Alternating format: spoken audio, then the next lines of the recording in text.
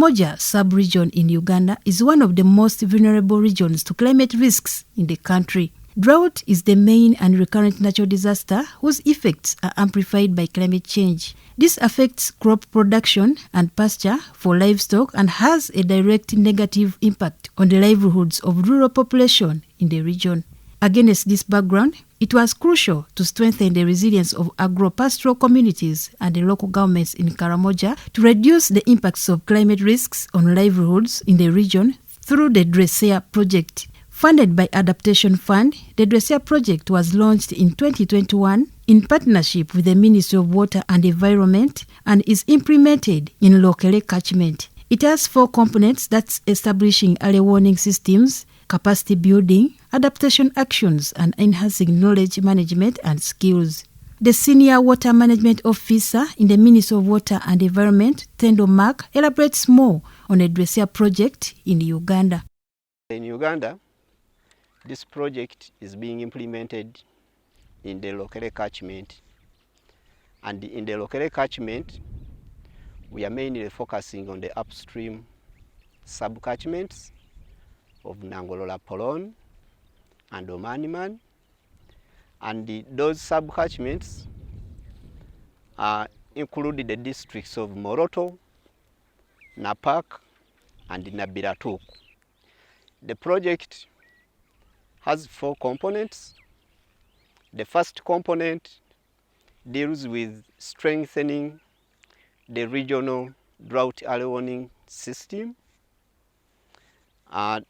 Specifically, that one looks at setting up of early warning systems, helping farmers in accessing early warning information. It also has the element of emergency response to drought disasters. And then the second component focuses on capacity building of institutions and farmers in drought risk management. Component 3 now looks at the concrete adaptation measures. For example, setting up of water harvesting structures, protection of water sources, that is water source protection, including soil and water conservation, which we are also doing that in the same area, and the improvement of recharge through the implementation of measures in the degraded catchments, like tree planting. The fourth component is then the one that looks at knowledge management, capturing, like the way we are capturing the best practices that this project has implemented in the region, in order to also inform the future adaptive programming, making the adaptation implementation better and better as we learn from this project. So briefly, that is the overall aspect and of the Dresser project and what we are doing in Karamoja. In Moroto district, a Perma-garden was established at Lakolimo village, Lotsan sub-county, as one of the climate-smart agriculture techniques to help farmers adapt to the drought conditions in the area. With a membership of 21 farmers, the Perma-garden has greatly improved the lives of its members, unlike before, when land was bare and not utilized, as Loma Francis Xavier and Local Angelina narrate to us their stories respectively. This place was dry and this land was not even open. They had no idea completely. So when this project of DRESS came in support with the government of Uganda, water and environment, so they were able to give them training and skills. So they cope up with skills, and then after that they trained them, and then they adapted the knowledge. So they were now able to come up with this knowledge, and then they demonstrated the garden, and they were able to benefit. These are not the first crops. At the first, they had also other vegetables. Then they sold those ones, and they got some money. And then they bought again the seeds they used for buying. They bought some some seeds are then replanted. I am from Nangolet village. The work that we started here, we shared among ourselves. We worked, we watered our greens, it grew, became big. We also plucked it and sold it. What we got from our greens or our garden, we got 250,000 shillings. We used 150 shillings and remained with 100 shillings. How this work is very good for me. I appreciate this work very much, and this work we are working until the work has also given us wisdom. This work is very good. That's why we have to work hard with it in order the work moves fast and takes us in front. The Perma-garden was divided into plots to enable farmers practice mixed cropping so as to get high yields of fast maturing crops, and different agricultural techniques were used. When we get this area, we try to do measures within this area which can make at least crops survive within this even during the dry seasons.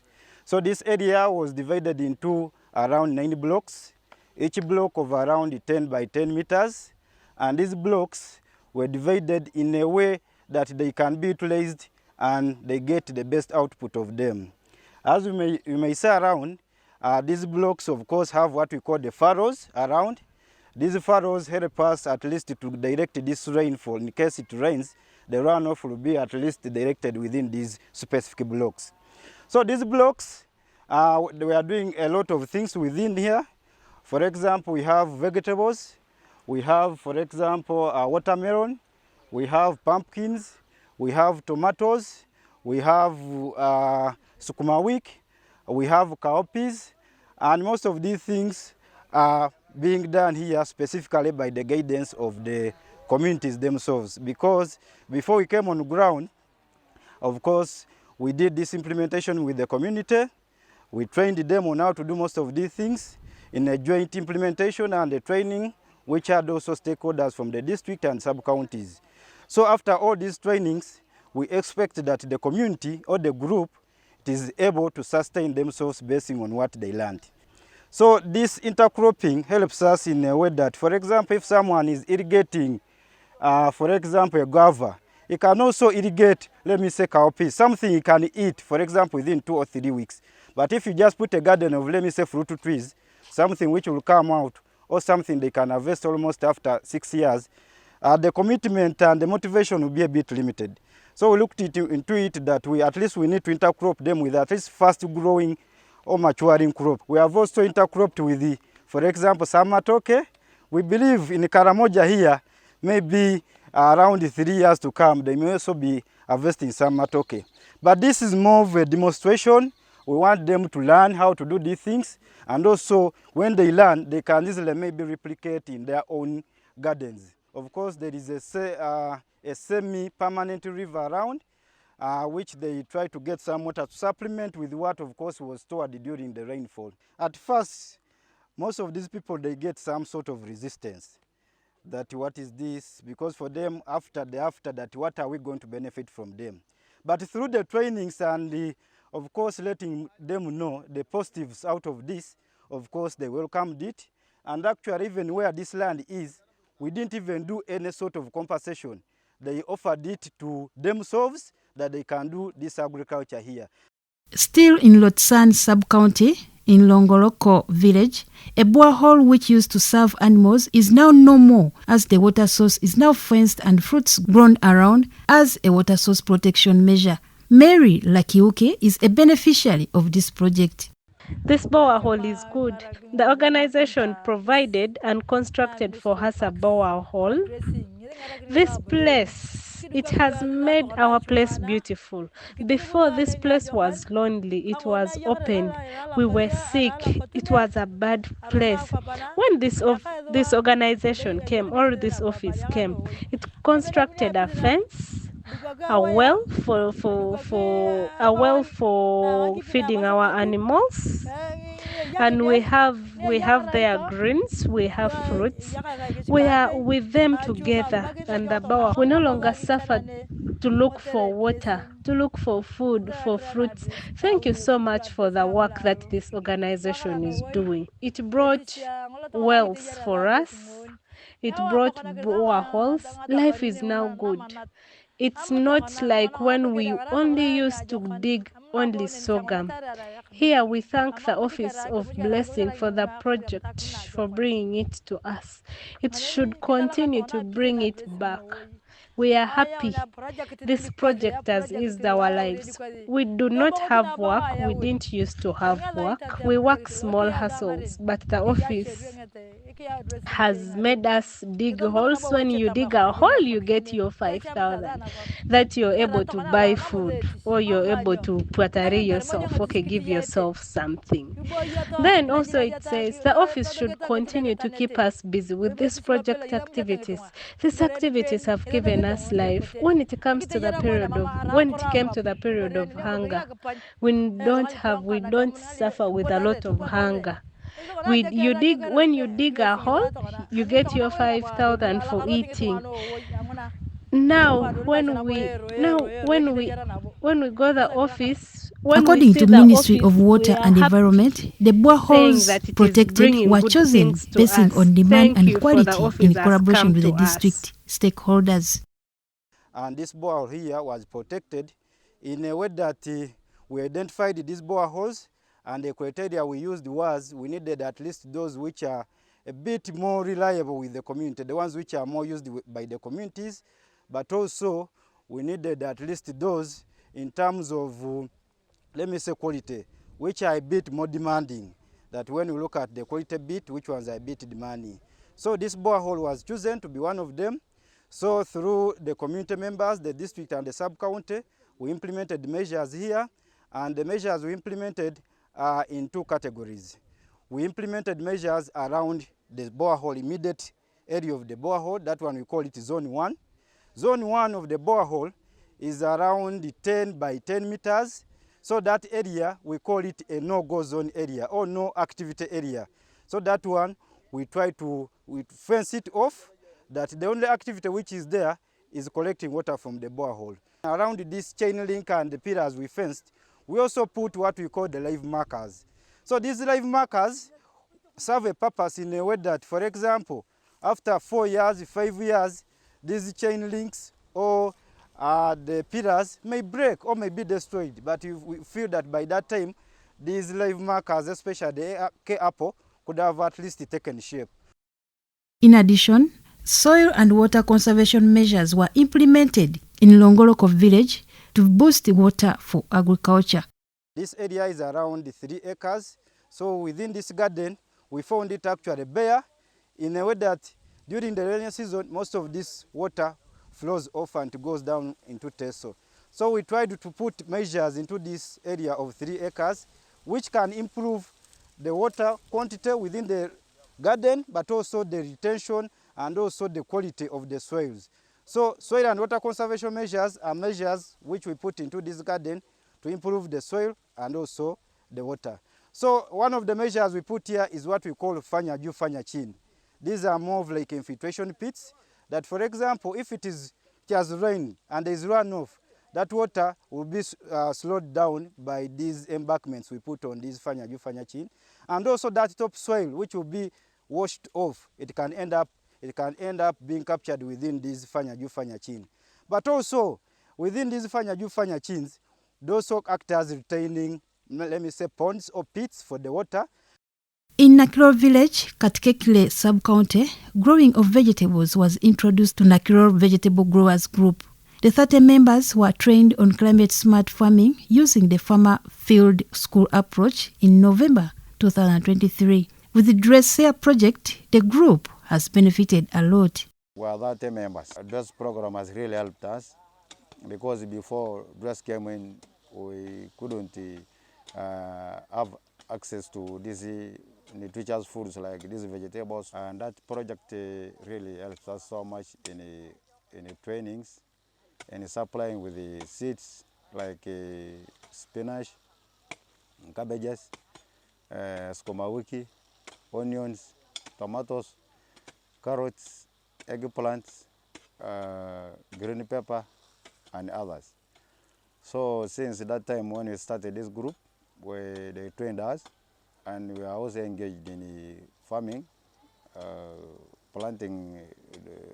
We planted starting from nursery beds.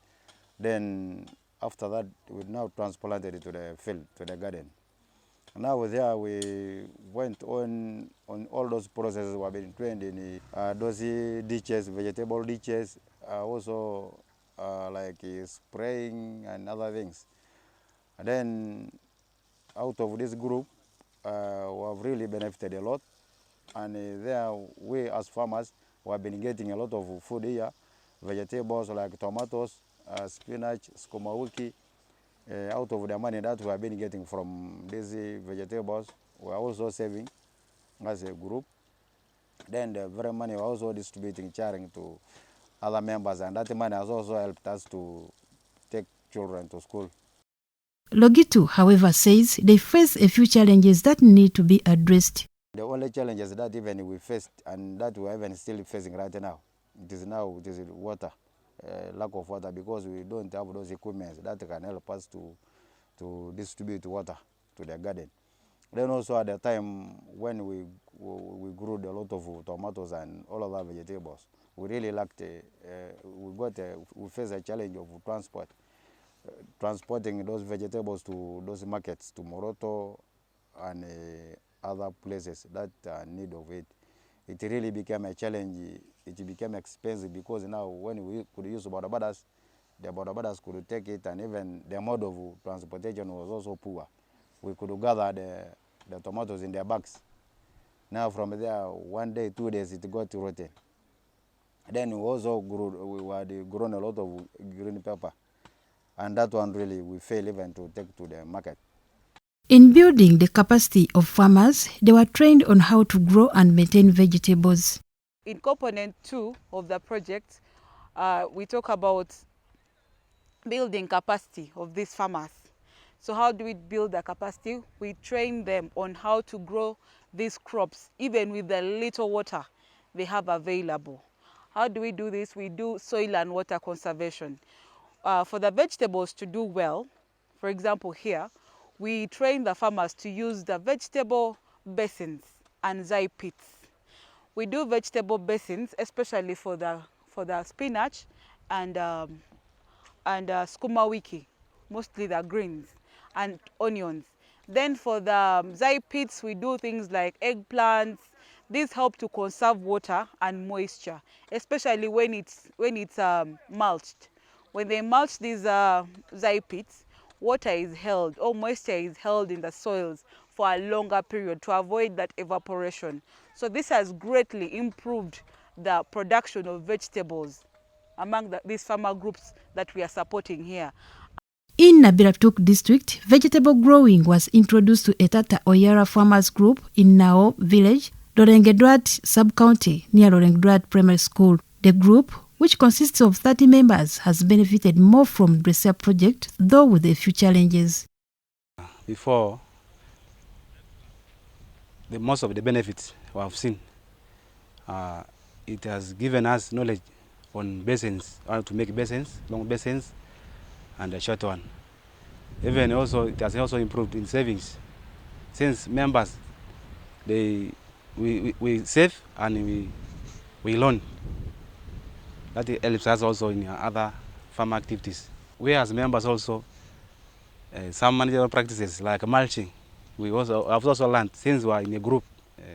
Even the community now is very happy when we are supplying spinach, since we are the very one supplying just within the sub-county. Even sometimes we reach Moroto.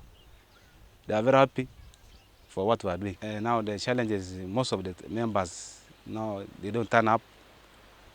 They turn up not every day, due to maybe now they might be having some issues at home there. Sometimes we end up ourselves to come in and defend the group.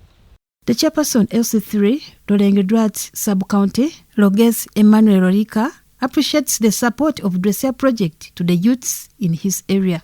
Briefly, what I know much about the Dresser project, it has actually improved the livelihoods of my people here in Lorengduat, especially the groups of youth. Has actually changed the mindset of youth in the side of agriculture. So much we go through conducting training them on modern farming methods. With all that, the DRESS project actually has changed the lives of those youth, most of the youth in my sub-county. And this youth, the way I'm seeing now their livelihoods in their families. You know, these are young parents. They are youth, young boys with their young women. But all that, they have managed to stay in their families. Due to the hard work emulated by the youths in Lorengduat sub-county, they have been supported also through government programs. So far, at the sub-county level, we wish to also support them in terms of government, the side of government programs, e.g. Mioga, PDM, and which we have done at least for some few individuals. For those groups, we have given them some funding that strengthen them. We need more, and we don't need actually hand to mouth. We need projects which are really like dig. You know, so like there's that say that you see every time when if your neighbor is a fisherman, and you are there every time he goes to fish, then he comes and gives you that, my neighbor, you have this. I think you have to. It is better to teach somebody how to fish. Because until one day the fish swallows that one, who will bring for you the fish? DRESS project has also supported the establishment of early warning systems in Napak district. In Matani Town Council, a weather station was established to enable farmers access information on when to plant and not. Originally, Karamoja has a challenge with, first of all, accessing weather information, and also secondly, the accuracy of the forecasts that the region gets. So a weather station helps, first of all, in having ground observations. So the moment you improve ground observations, then you improve also on the forecasts that the area receives. Because these ground observations are what used in the generation of forecasts. So this weather station is the primary element of an early warning system. But once information moves from this weather station, it then goes to an early warning center where it is processed and then redistributed back to the farmers in terms of information products to assist them, first of all, in knowing when to plant, in predicting seasons. This weather station, first of all, it measures rainfall, it measures solar radiation, measures wind speed, wind direction, and it also measures the air temperature and also the soil temperature. Karamoja stakeholders have appreciated the work done by the DRESS project in the region. In this area, when DRESS came, they came first of all, they helped us in learning how to use early warning mechanisms. After using the early warning mechanisms, then now they went into supporting us with the mitigation approaches that can try to build the resilience of the farmers. and that is like in vegetable production, vegetable growing. We formed groups, and these groups are benefiting out of dress, which gives them. For NAPAC, a dresser is handling sub-counties that are aligning along the Omaniman catchment. So the sub-counties that are along the Omaniman catchment are Lotome, we have Ngoleriet, we have Matany, we have Lopei, and Lokopo. Yeah, some of the successes the project has brought in. One of it is the timely early warning information, because by giving us an automatic weather station, we're able now to predict weathers timely, and we're also able to disseminate to the farmers the different weather information. The role played by the Dresser project in helping pastoral communities survive in drought areas is highly appreciated. The Ministry of Water and Environment maintains her support in continuing to manage water resources in a holistic manner through establishment of catchment management plans by engaging stakeholders across the country. But specifically in the Choga Water Management Zone, we manage water and environmental resources with the involvement of stakeholders. And because stakeholders are very important in the process, Choga Water Management Zone covers 59 districts with whom we work in managing the water resources, especially their political and technical leadership at the highest level possible. And to manage water resources in a holistic way, Choga Water Management Zone has been demarcated into 11 manageable catchments. And we have catchments like Rokok and Rokere covering the Karamoja region. Then we have a Awoja catchment. We have Akweng, Sezubga, when you go to the side of Mukono, Chira, and others, 11 catchments. So in those 11 catchments, we start by developing catchment management plans, which are holistic plans that we develop with our stakeholders, the districts, where we try to understand the issues in those catchments.